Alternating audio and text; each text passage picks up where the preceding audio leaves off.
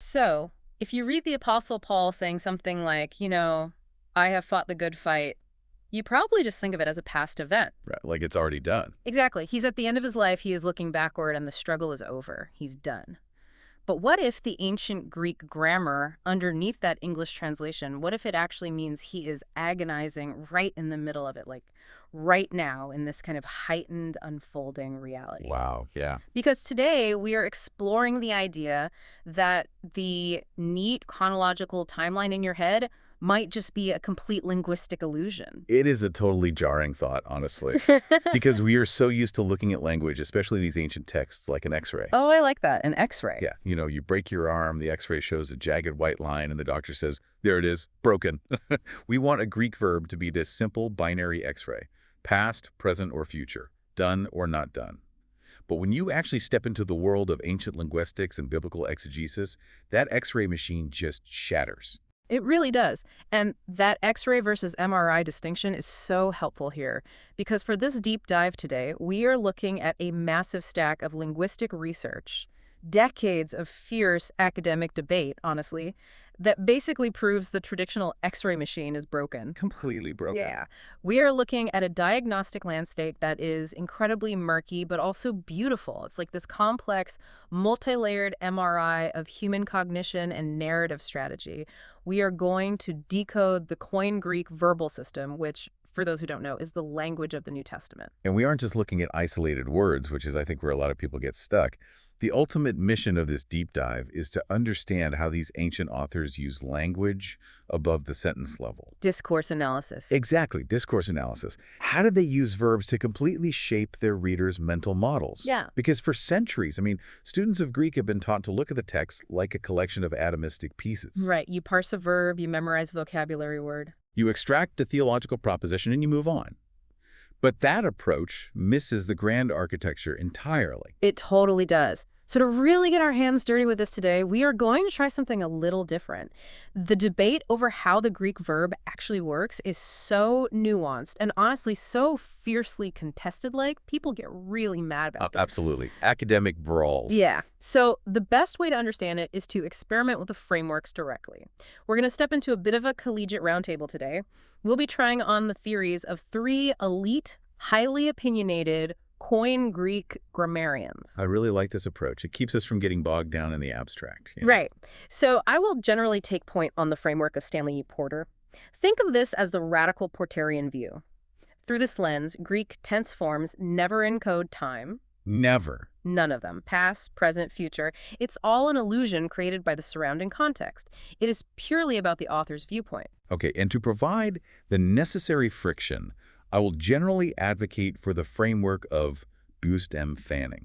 This is the Fanning realist position. The traditionalist. The traditionalist? Yeah, but still a rigorously linguistic approach.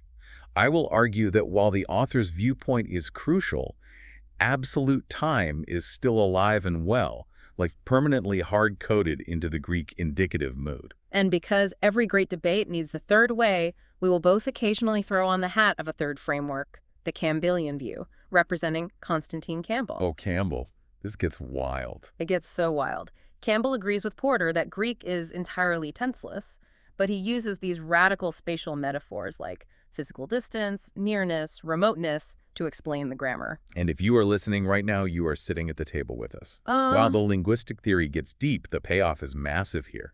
Understanding how a Greek author views an action completely changes your interpretation of the text. It really does. It's the difference between reading a historical fact and being thrust onto an active battlefield. Okay, so let's establish the absolute baseline.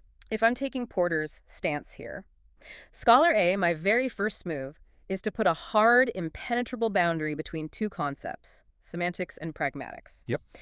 If we don't separate these two, Porter basically argues we have nothing. We're just guessing at meaning. And if I'm taking Fanning's stance Scholar B, I actually have to concede this foundational rule. Whether you're traditional or radical, modern linguistics demands this divide. You have to have. If we don't separate semantics from pragmatics, we're just building castles in the sand. Exactly. So what are they for our listener? Semantics is the uncancelable core meaning of a grammatical form. It is the absolute DNA of the verb. Right, it's what the verb is born with. Yes. It does not change no matter what vocabulary word you use, no matter what the surrounding sentence says, no matter what genre you are writing in. It's fixed. Pragmatics, on the other hand, is the cancelable contextual meaning. It's what happens when that core DNA interacts with the environment, the surrounding adverbs, the cultural context, the logical flow of the paragraph. And Constantine Campbell provides a brilliant personification to make this concrete. Think of it as an interview with a Greek verb. I love the interview analogy. It's so good. So if you sit down with a Greek aorist verb, and the aorist is usually translated as the past tense in English Bibles, and you ask it, who were you at your core? It answers with its uncancelable semantic identity. Which is? It says, I am perfective in aspect. It does not say, I am past time. That's huge. Right. But if you ask that same verb, what do you do? It gives a pragmatic answer. It says, well, I do many things depending on the context. Sometimes I act like a single instantaneous event. Sometimes I act like a repeated event. Sometimes I point to the past, sometimes the future. It really just depends on who I'm hanging out with in the sentence. That distinction is literally everything. So aspect is purely semantic. It is the author's subjective perspective or viewpoint on an action. Yes, viewpoint is the key word. And it has absolutely nothing to do with how the action actually happened in the real physical world. It is a creative choice the author makes to portray the event to you, the reader, in a specific way. Let's ground this viewpoint concept with an analogy, because this is the classic illustration used by virtually everyone in the field of Greek linguistics, the street parade. I love this analogy, but let's really build out the sensory detail so it sticks for the listener. Okay, so imagine a massive parade moving down a major city street. You've got marching bands, floats, people throwing candy, fire trucks with their sirens on. A huge event. Right. Now, if a Greek author chooses to use the perfective aspect, which Right. is primarily the aorist tense form we just talked about, they're forcibly placing you, the reader, in a helicopter 3,000 feet above the city. Okay, so I am looking down at the entire parade route. Exactly. From that helicopter, you see the entire event as a complete, undifferentiated whole. You see where the parade starts at 1st Street, and you see where it ends at 10th Street, all at once. So I'm viewing it from the outside. Yes. You cannot hear the drums. You cannot see the individual tuba players sweating in their uniforms. You aren't focusing on the internal, unfolding makeup of the parade. You are just acknowledging the parade as a single, solid block of action. Got it. But if the author chooses to use the imperfective aspect, which we see in the present and imperfect tense forms in Greek, they have basically pulled you out of that helicopter and dropped you right onto the street corner.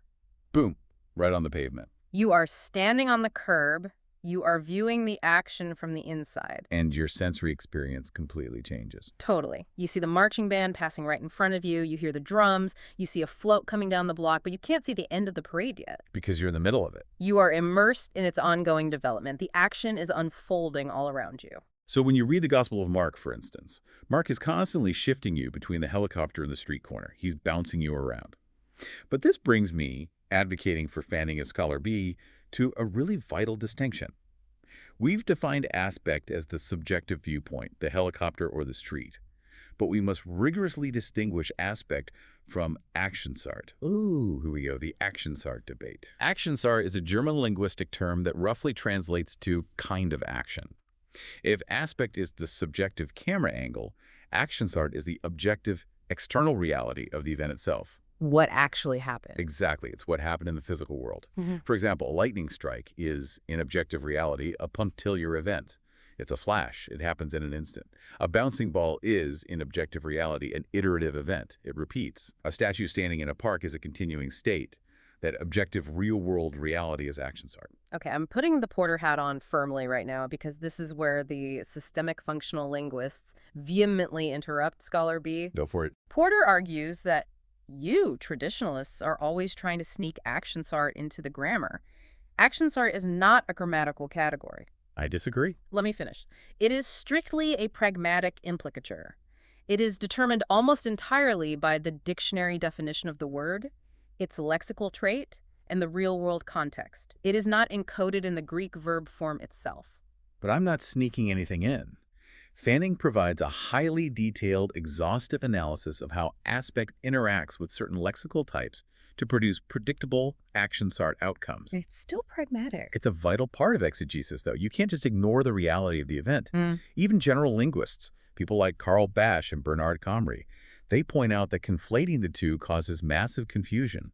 Aktionsart reflects the objective facts of the occurrence. And Porter doesn't ignore it, he just properly categorizes it as pragmatics. You cannot ask a verb form what its Aktionsart is because it changes constantly. How so? Well, if I use the aorist tense, the helicopter view, for a lightning strike, it's a flash. But if I use the aorist tense for the 100 Years' War, it's a century of combat. Fair point. The verb form didn't change. The aorist just wrapped both of them up into a single package. The objective reality, the Aktionsart, is totally separate from the grammar. Okay, I agree they are separate, but my point as Fanning is that understanding the friction between the two is how you interpret the text. When an author uses an ongoing street corner aspect for an instantaneous lightning strike reality, that friction creates meaning. Okay, I'll agree with that. That friction is important. But let's look at why authors make these subjective choices. Let's look at the machinery of a story. Why choose the helicopter view versus the street corner view? This raises an incredible point about discourse prominence. Yes. And for that, we need to bring in the work of Paul J. Hopper. Hopper's work on aspect and foregrounding in discourse is absolutely revolutionary. What's fascinating here is that Hopper didn't just look at Greek. He looked across multiple global languages, Swahili, French, Russian, Old English, Malay, Tagalog. He went everywhere. He really did. And he found a universal property of human narrative. In any extended story, human beings naturally, instinctively make an overt grammatical distinction between the main storyline and the supportive material. Right. Because if we just told a story as an endless string of equal facts like, I woke up, the sun was shining, I ate toast, a dog barked, I went to work, I found $1 million, the human brain gets exhausted. There's no cognitive relief. There's no tension. Hopper calls the main storyline the foreground and the supportive material the background, and he demonstrated that languages use their verbal systems as a literal flow control mechanism to guide the reader's brain through these levels. Let's look at Hopper's Swahili example, because I think it makes the invisible visible for us English speakers. Please. So in Swahili, each narrative episode usually begins with an explicit tense marker, the prefix lay. But after that stage is set, the foregrounded events, the actions that actually advance the plot, are marked with a completely different prefix, the prefix ka. Okay, so if the sentence is, we went to camp and ran away during the night, those verbs get the ka prefix. Exactly. They are sequential. Event A happened, then event B happened. If you take them out, the story collapses. They are the backbone. But then the author wants to give you some background details, like, we journeyed for several days, passing through a few villages. That passing through is supportive material. Right. It's not a new sequential step in the plot. It's concurrent descriptive scenery. So Swahili uses a totally different prefix for that, right? Yes, kai. Hopper points out that foregrounded events succeed one another in the real world, an iconic order. But backgrounded events are a shunt. They are subroutine. You step off the main path to look at a detail, and then you step back onto the main path. And Hopper found the exact same flow control in Old English, which is so cool. The Parker Chronicle, right. Yes. Written around 870 AD, they didn't just use prefixes. They used word order to control the reader's brain. For the mainline narrative events, they used verb-subject or object-verb syntax. But when they needed to shunt the reader into a background clause, they shifted the syntax to subject-verb. And in Malay, they use a particle suffix, la, to highlight foregrounded actions. They also shift between an active prefix, meng, and a passive prefix, di, to bounce the reader between foreground and background. It's everywhere. The global point Hopper makes is that human language desperately needs a mechanism to mark out a main route through a narrative forest and to clearly signal when we are taking a detour to look at the trees. So bring this back to Greek for our listener. The aorist tense form, the perfective, helicopter view, is the default for the mainline narrative. It is the ka prefix of the New Testament. It is the backbone. Yep, the timeline driver. When you read the Gospel of Mark, the aorists are marching the plot forward. Jesus went here. He said this. He healed this person. But when Mark wants to take you offline to provide background details, to describe the scenery, to explain the Pharisees' hidden motives, he switches to the imperfect tense form, the street view. Exactly. Which perfectly aligns with the linguistic theory. The perfective aspect views the event as a whole block, making it ideal for discrete, sequential steps in a plot. Block A, then block B, then block C. And the imperfective aspect views the event as unfolding and fluid, making it perfect for overlapping concurrent background information. It's a brilliant system. I think we are completely aligned on how the parade is viewed and how it functions to control the flow of a discourse. I agree. We are entirely aligned on how the parade is viewed, but, and here is where we hit a massive wall, Scholar A. Oh. Because I have a fundamental problem with your radical framework. We agree on the view, but when does the parade actually happen? Because you, wearing the Porter hat, boldly declare that the Greek verb doesn't care about time at all. And just like that, we transition into phase 2, the most heated part of the discussion, the great indicative battle. You feel like I'm attacking the very foundation of historical Greek grammar. You are bulldozing it.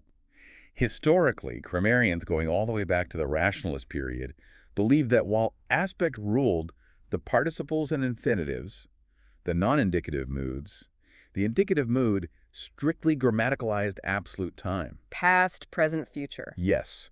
And you were saying that is a complete projected fiction. I am. Tense, meaning temporal time, does not exist at the semantic level anywhere in Koine Greek. Not even in the indicative mood. Okay, as Scholar B, representing Fanning, I vehemently defend the traditional view here. Let's be clear. I agree that Greek is an especially prominent language. I agree that in the non-indicative moods, time is secondary or non-existent. But in the indicative mood, verbs encode both aspect and absolute time. It is a mixed tense aspect system. You cannot just delete time from the ancient mind. Okay, prove it. Show me the semantic, uncancelable DNA encoding of time. I gladly will. I will point to the single most obvious morphological feature in the entire language, the augment. Ah, the augment. For those listening, an augment is an epsilon, a short E sound added to the front of a past tense verb. When a Greek author wrote louche, which means I loose, it was present. When they wanted to write I loosed in the past, they wrote elusa. Right, they slapped an E on the front. They physically added that epsilon to the front of the word. That augment is undeniably, historically, and morphologically a temporal marker of the past. The ancient Greek grammarians themselves claimed this 2,000 years ago. But they didn't have modern linguistics. Even in modern cognitive linguistic frameworks, we see that the indicative mood is the only place this augment appears. It's a past tense prefix, plain and simple. Okay, I'm taking off my Scholar A hat for a second because I'm genuinely confused by this traditional defense. Scholar B, if the augment and the aorist, indicative by extension, literally means past time and its uncancelable DNA, how do you explain the massive glaring exceptions? What exception? How do you explain aorists referring to the present? How do you explain aorists referring to the future? Look at the nomic aorist. Well, let's explain what a nomic aorist is for the listener first. Right. A nomic aorist is basically a grammatical construction used to express a general timeless truth. For example, in James 1.11, it says, "The sun rises with scorching heat and withers the plant." Okay. In Greek, the verb for withers is an aorist indicative. It has the past tense form, it has the augment. But James isn't saying the sun withered a specific plant yesterday. No, it's a general statement. Exactly. He's saying this is a universal truth about how the world works. It happens today, it will happen tomorrow. If past time is the uncancelable semantic DNA of the aorist, it could never ever refer to the future. It would be linguistic nonsense to a Greek reader. If I'm defending Fanning, I would say you are pointing to extreme edge cases and pragmatic anomalies to disprove a general semantic rule. But I'm pointing to the fact that the temporal reference is cancelable. And if we go back to our golden rule from phase 1, if it's cancelable, it's pragmatics, not semantics. The time frame of a Greek narrative is established entirely by the context. By the context? Yes, it's established by deictic markers. Deictic markers being pointing words. Right. Words like yesterday, now, later, on the third day. Those adverbs establish the timeline, not the verb. Time is also established by the overarching genre. Give me an example. If you pick up a book that is clearly a historical narrative, like the Book of Acts, your brain assumes the events are in the past. So when you translate it into English, you are forced to use English past tense verbs. But it's the genre doing the heavy lifting, not the Greek verb.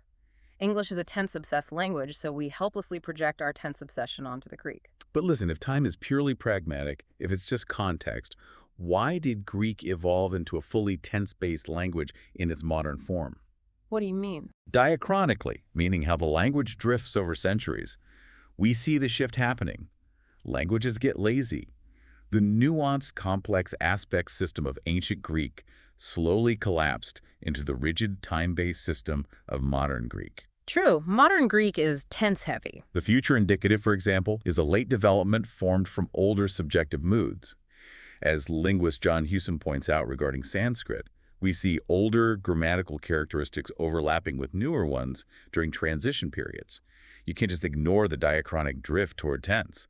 The Greeks were beginning to hard-code time. I don't ignore it, I just say Koine Greek, the Greek of the New Testament, is right in the middle of that transition and hasn't made the full shift to tense yet. Its core is still aspect. Well, we have a total stalemate between Porter and Fanning here, so we need our third voice. Right. Let's bring in Scholar C, the Campbellian. Yes, let's. Because Constantine Campbell agrees with you that Greek is tenseless, but he offers a truly wild alternative to my augment argument. I will gladly put on the Campbell hat for this. Oh boy. Here comes the spatial theory. That's right. If the epsilon augment doesn't mean past time, what does it actually mean? Campbell argues it means remoteness. It is a spatial marker, not a temporal one. Spatial. Yes. In Campbell's bipartite system, the present tense form encodes imperfective aspect and spatial proximity nearness. The imperfect tense form encodes imperfective aspect and spatial remoteness distance. The Greek mind interprets events spatially first. The augment is literally a physical marker of distance. Okay, if I'm Scholar B, I have to laugh at this. Why? Calling the augment a remoteness marker is just using a convoluted, highly academic spatial metaphor for past tense. It's linguistic gymnastics. It is not. Let me challenge you with a real-world scenario. If an event happens in Cuba and I am sitting here in Australia, that event is physically remote. It is extremely far away. But I am not forced to use an imperfect or aorist verb to describe it just because it's far away. If I'm describing a parade happening on my own street right now, I'm not forced to use the present tense just because it's physically proximate. To say an action must have occurred at a physical distance because remoteness is encoded by the verb is taking the metaphor way too literally. Time is time. But you're fundamentally misunderstanding how cognitive metaphors work. Remoteness is entirely metaphorical, not physical geography. Look at English. We do this all the time without even noticing it. What do you mean? We say the near future. We say the remote past. Space maps onto time and human cognition. Okay, that's true. Think about the word next. Is that a temporal word or a spatial word? If I say you are next in line, that has to do with physical order, like children standing in a row. It's a spatial concept. Oh. But if I say I will see you next week, I have mapped that spatial concept onto time. Time doesn't actually occupy space, yet we speak of it as though it does. Campbell argues that in Greek, an event that is conceptually distant is interpreted spatially first. It's remote. Now, yes, it usually translates to past time pragmatically in our English Bibles, but its core semantic DNA is spatial distance. That is a fascinating cognitive framework, I'll admit. But it still feels like you are reverse engineering a spatial metaphor to avoid admitting that the Greeks cared about time. Linguists like John R. Taylor and Lotte Hogeweg have heavily critiqued this remoteness theory as being the core semantic component of a past tense. You're just putting a spatial costume on a temporal augment. Let me take the Campbell hat off and put the Porter hat back on. Yeah. Because Porter would look at Campbell's spatial theory and shake his head too. Naturally. Whether you call it past time like Fanning or spatial remoteness like Campbell, both of you are unnecessarily complicating a beautiful, purely aspectual system. The indicative mood is tenseless. Well, if we agree to disagree on the indicative mood in absolute time, we have to face the final boss of this deep dive. We do, phase 3. If your non-temporal, purely aspectual theories are so flawless, Scholar A and Scholar C, let's see how they handle the ultimate graveyard of Greek grammar. We have arrived at the perfect tense form. The most notorious, controversial, confusing facet of the entire verbal system. Let's give our listeners some context on why the perfect is such a nightmare for grammarians to pin down. Historically, its meaning has shifted wildly over the centuries. Oh, it really has. In the earliest forms of the language, like Homeric Greek, the perfect was used to express a pure state, usually an intransitive state of the subject. Think of verbs like oida, which means I know, or pefuka, I am by nature. It wasn't an action, it was just a state of being. Right, but languages evolve. By the classical period, we see the development of the kappa perfect, which morphological evidence suggests evolved from an old, fossilized Mycenaean aorist form. And why'd that happen? Because the Greeks needed a communicative tool to say, I have done this action, and the result of that action is still true right now. This kappa perfect became resultative. It focused on a present state resulting from a past action. And then, as the language evolved toward the Hellenistic and Roman periods, the Koine Greek of the New Testament, the perfect started bleeding into the simple past aorist. It gets so muddy. You see perfects functioning almost exactly like aorists. They lose their ongoing result flavor and just mean this happened. So if the form evolved from a pure state to a resultative state to a simple past action, how on earth do you define its core semantic, uncancelable DNA in the New Testament period? Exactly. It's a massive mess. So, Scholar A, how does the radical Porterian framework solve this? As Scholar A, I solve it by recognizing that the perfect represents a third, entirely distinct aspect. The third aspect. Yes. Alongside perfective, the helicopter, and imperfective, the street corner, we have the stative aspect. The perfect grammaticalizes the speaker's conception of the action as a given state of affairs. Break that down for us. What does that actually mean? It means it doesn't just focus on the subject of the verb. That was the older view held by Cale McKay. McKay said the perfect was about the state of the subject, but that led to incredibly forced wooden English translations. Yeah, it did. I build on the model of J.P. Lowe. The stativity relates to the whole complex situation at hand. It's the author saying, consider this entire reality as a locked-in state. Give me a specific example from the biblical text. Let's ground this. Okay, look at John 12:23. Jesus has just entered Jerusalem triumphantly. Some Greeks come seeking him, and Jesus responds by saying, the hour has come for the Son of Man to be glorified. Okay. The Greek verb for has come, elaleithin, is in the perfect tense. According to Porter's theory, this isn't just a past action with ongoing results. It indicates a completely new, holistic state of affairs. A cosmic state. Exactly. The hour has come, and now the fundamental reality of the cosmos is permanently different. The action is conceived as a given, complex state of existence. Okay, as Scholar B, the Fanning realist, I have to strike back hard here. I fiercely reject your invention of a third aspect. Stativity is widely regarded by almost all general linguists and Greek linguists as an Aktionsart value. It is not an aspect. You're bringing pragmatics into semantics again. You're breaking the rule. I am respecting the definitions of linguistics. Comrie, Lloyd, Bad, they all agree stativity belongs to lexical Aktionsart. It's the objective reality of the event. You cannot invent a brand new semantic aspect just because the perfect tense is hard to categorize. I'm not inventing it. Furthermore, your complex state of affairs theory falls apart in the text. Give me an example then. Look at Luke 17:10. Jesus is telling a parable about unworthy servants. The servants say, we've only done what was our duty.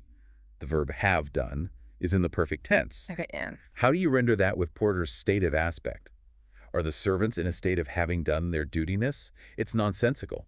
The stativity there doesn't relate to a cosmic state of affairs. It refers specifically to the object, the duty, the result of the duty being done. So what is your solution, Scholar B? How does Fanning define the perfect? Fanning's solution is that the Greek perfect is actually perfective in aspect. Like the aorist. Yes. It views the action as a whole from the helicopter, just like the aorist. But it possesses a stative Aktionsart. It denotes a state that results from a prior occurrence. I posit three distinct interacting values for the perfect indicative: perfective aspect, present temporal reference, so time and state of Aktionsart. Wow. And it's a complex verbal category that perfectly explains the resultant state idea that has been traditionally taught in seminaries for 100 years. And as Scholar A, I must point out that your definition is a linguistic Frankenstein's monster. You are mixing semantics aspect, pragmatics Aktionsart, and your imaginary absolute time into one unified definition. It works. You completely violate the golden rule we established. You can't say Aktionsart is uncancelable semantics. It changes based on the dictionary word. It worked in practice. It respects the historical morphology of the word. This is where we desperately need Scholar C. Because Constantine Campbell looks at Porter's stative aspect and Fanning's resultant Aktionsart and says we are both completely wrong. I'll put the Campbell hat back on. Proceed, Scholar C. Enlighten us. Campbell insists on a bipartite system. There are only two aspects in Greek, perfective and imperfective. That's it. No third aspect. And the perfect tense form is actually imperfective in aspect. That is madness. How can a completed action be imperfective? Let's go back to our street parade analogy. This is where it gets incredibly vivid. If the present tense is watching the parade from the sidewalk, representing spatial proximity and an internal unfolding viewpoint, the perfect tense is what Campbell calls heightened proximity. Heightened proximity. Yes. Imagine you were on the sidewalk watching the band. The perfect tense is stepping off the curb, walking past the barricades, and stepping right into the middle of the marching band. The drums are vibrating in your chest. The brass instruments are blaring in your ears. You have lost sight of the beginning and the end of the parade because you are completely overwhelmed by the immediate reality of it. It concentrates the action by zooming in on it. It is a super present. It is entirely imperfective. A super present. That is a wild concept. Let's apply it to the text. Remember the hook I mentioned at the very beginning of this deep dive? 2 Timothy 4.7. Yes. Paul is in prison, facing execution. He writes, "I have fought the good fight. I have finished the race. I have kept the faith." All three of those main verbs are perfect tense forms. All right. If we understand the perfect as an imperfective superpresent, we should translate it as a continuous, intensely zoomed-in reality. I am fighting the good fight. I am finishing the race. I am keeping the faith. It's not a past accomplished fact he's casually looking back on. It is his present, overwhelming, heightened, agonizing reality. Okay, taking off the Campbell hat and putting the Fanning hat back on, I am sorry, but that interpretation totally ignores the anterior, prior nature of perfect events. Does it, though? Yes. You cannot say I am finishing if the race is already won. Yeah. You cannot say I am keeping if the deposit of faith is already secure in the past. In Greek, the perfect indicative has an anterior perfective situation with current relevance. But the focus is the present. Even your basic verbs like elolitha, I have come, mean I am in a state of having arrived, not I am in the active process of coming, but not quite there yet. To call the perfect imperfective strips it of its foundational past action reality. But Campbell's theory beautifully explains the historical perfects. Just as you can use a present tense to refer to the past to make a story more vivid, like saying, "So yesterday I'm walking down the street and this guy runs up to me," you can use an imperfective perfect to refer to the past. Imperfective aspect demonstrates the greatest power of explanation across all the weird lexical anomalies that Fanning's framework struggles with. Let's pause our infighting for a moment. Let's take all the hats off, because we need to step back and directly address you, the listener, who has been patiently sitting at this table while we throw linguistic haymakers at each other. Why does this highly technical, seemingly esoteric showdown matter to you? It matters immensely because when you read the New Testament, applying scholar A, B, or C's theory to a single perfect verb fundamentally shifts the theological ground beneath your feet. Let's look back at 2 Timothy.